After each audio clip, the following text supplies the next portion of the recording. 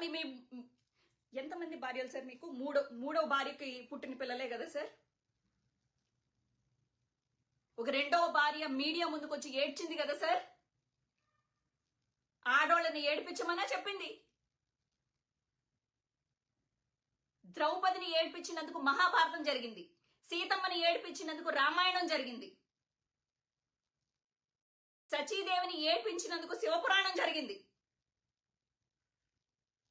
ఎవడు ఒక తండ్రి ఏడిపించినా, లేకపోతే భర్త ఏడిపించినా, లేకపోతే పరాయోడొచ్చి ఏడిపించినా గానీ ఆడపిల్లని ఏడిపించినందుకే మొత్తం ఇవన్నీ జరిగినాయి. మీరు ఒక తెలుగు ఆడపిల్లలకి ఒక అవకాశం ఇవ్వరు. తెలుగు ఆడపిల్లలు వచ్చి అడుక్కోవాలి. మీరు సినిమాల్లో యాక్ట్ చేశారు కదా సార్, ఇలా ఉన్నారా మీ మీ హీరోయిన్స్? ఇలా పెట్టి యాక్ట్ చేపించారా? ఇలా పెట్టి యాక్ట్ చేపించారా? సనాతన ధర్మం గురించి మాట్లాడతారు కదా మీ సినిమాల్లో ఉండే హీరోయిన్స్. ఏ బట్టలు వేసుకుంటున్నారు? ఏ బట్టలు వేపిస్తున్నారు మీరు? నో, ఇవన్నీ మాట్లాడకూడదు. మాట్లాడితే వాళ్ళ మీద ఏదో ఒక కేసు అంటగట్టేసి వాళ్ళని ఇబ్బంది పెట్టి టార్చర్ పెట్టి వాళ్ళని లోపలేసేయాలి. ఎందుకంటే మీ కులం వాళ్ళు అధికంగా ఉన్నారు కాబట్టి సోషల్ మీడియా అందరినీ రెచ్చగొట్టి కర్మ చెప్పింది. నువ్వు ఒక్కడిని ఏడిపిస్తే, నువ్వు ఒక్క అడుగు నువ్వు పాపం కోసం వేస్తే బలి చక్రవర్తి అంతట ఓడ్నే, భీష్ముడు అంతట ఓడ్నే అధర్మం వైపు నిలిపినందుకు కపటం పన్నుండొచ్చు కృష్ణుడు, కానీ అధర్మం వైపు నిలబడితే అశ్వత్థామను అడ్డం పెట్టుకుని ద్రోణుని కొట్టినట్టు, భీష్ముడిని కొట్టినట్టు కృష్ణుడే రావక్కర్లేదు. ధర్మాన్ని మీరు నిలపకపోతే ఆ ధర్మమే మిమ్మల్ని కొట్టేస్తుంది. జాగ్రత్త. అది వేరే పరాయి మతముడు ధర్మాన్ని పాటిస్తే వాడిని ధర్మం కాపాడదా? ధర్మమే నేనే ధర్మం అని చెప్పింది భగవద్గీత. కృష్ణుడు, రాముడు. సార్, రాముడు గురించి తెలుసా సార్ మీకు? తెలుసా? దీక్ష అంటే ఎలా చేశాడో తెలుసా? శ్రీరాముడు తను గారపిండి తినడానికి అడవిలో ఏమి దొరకకపోతే గారపిండి తింటే గారపిండితో శ్రాద్ధం పెట్టాడు వాళ్ళ నాన్నకి. దుంపలు తిని బతికాడు శ్రీరాముడు. వాళ్ళ నాన్న మాట కోసం 16 సంవత్సరాలు దీక్ష తీసుకున్నాడు అడవుల్లోకి వెళ్ళి. ఏం తెలుసు సార్ దీక్ష? ఇంకా గన్నేరు పాలు నెత్తి మీద పోసుకుని మొత్తం చెట్లను కట్టేస్తే ఆ జుట్టు ముడేసుకుని వెళ్ళాడు సార్. నార చీరలు కట్టుకున్నాడు నా శ్రీరాముడు, నా సీతాదేవి. దీక్ష అంటే ఇది. ఏం తెలుసు సనాతన ధర్మం గురించి మీకు? ఏం తెలుసు? ప్రాస్టిట్యూట్స్ అని మరి అందరి మీద ముద్రలు వేస్తున్నారు కదా. శివపురాణం దగ్గర నుంచి అలాగే ఎన్నో ఎన్నో ఎన్నో సనాతనమైన అసలు శివుడు పుస్తకం చదవండి సార్.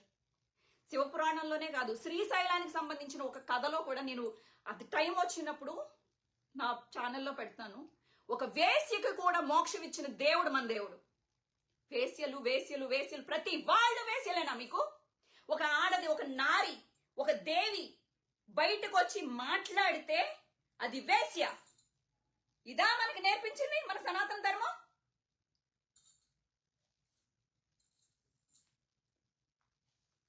ధర్మం ధర్మం ధర్మం ధర్మం అని మాట్లాడింది. ప్రతి చోట ధర్మం.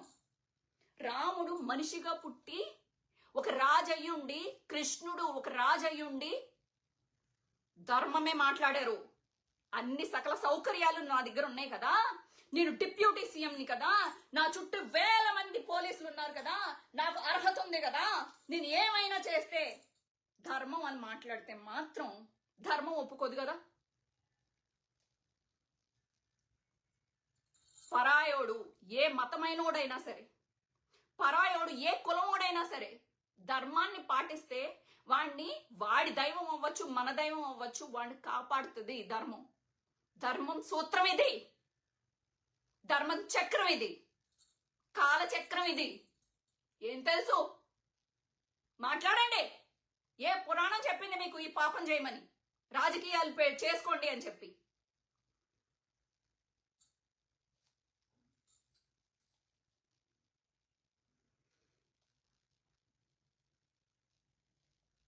కులాన్ని, మతాన్ని అడ్డం పెట్టేయండి. థు! ఒంటి నిండా రోగాలు, మనసు నిండా కక్ష, కళ్ళ నిండా నాశనం చేయాలనే ఒక గుణం. ఏ ధర్మం చెప్పింది మిమ్మల్ని కాపాడుతుందని? అమాయకుల మీద అస్త్రాలు వేయమని చెప్పిందా మన ధర్మం? పిచ్చుకల మీద అస్త్రం వేయమని చెప్పిందా? తెలుసా ధర్మసూత్రాలు? సాయం సంధ్య కాలం అయితే యుద్ధం చేయకూడదు. నిరాయుధుడి మీద ఆయుధాలు ప్రయోగించకూడదు. రథం మీద ఉండేవాడు రథం మీద లేకపోతే వాడి మీద అస్త్రం వేయకూడదు. ఏం తెలుసో?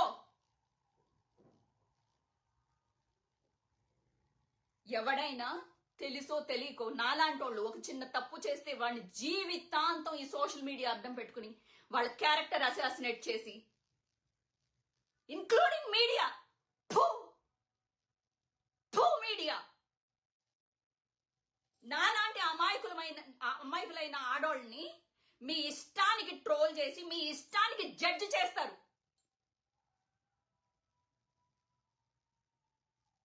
ఆ తప్పు ఎందుకు జరిగింది? పాపం మనం వాళ్ళ వైపు నిలబడదాం, వాళ్ళకి అండగా నిలబడదాం. ఒక సాధారణమైన స్త్రీ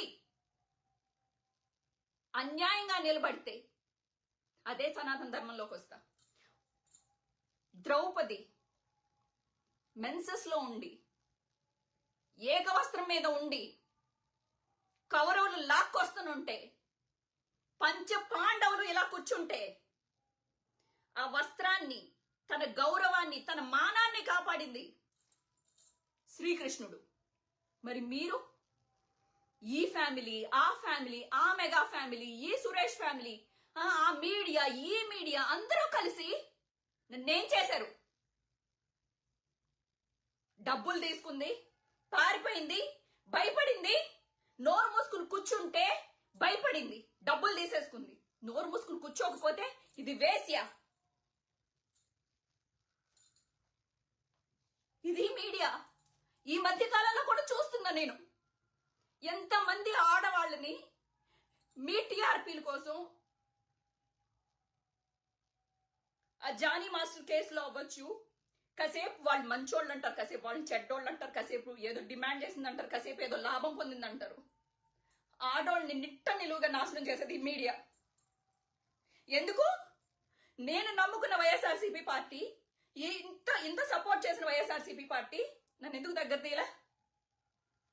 మీడియాకు భయపడి. This is what political parties, this is what media, this is what political people ఆడే నాటకంలో, మీడియా ఆడే నాటకంలో మీ కులం, మీ మతం అని మనం కొట్టుకొని చేస్తాం. సనాతన ధర్మం ఇది కోరుకోలేదు, శాంతి కోరుకుంది. అర్థమైందా?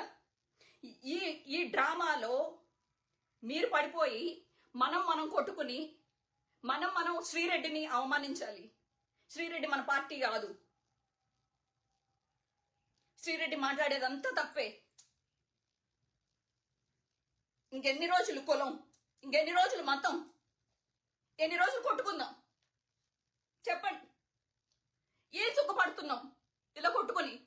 ఈ రాజకీయాలకి ఎన్ని రోజులు బలి అవుతాం మనం? హిట్ టీవీ యాప్ ని డౌన్లోడ్ చేసుకోండి. ఇందులో short news, live news, entertainment movies అన్ని అవైలబుల్ గా ఉన్నాయి. Please download hit TV app. Hit TV app. Hit TV యాప్ని ఫ్రీగా డౌన్లోడ్ చేసుకోండి.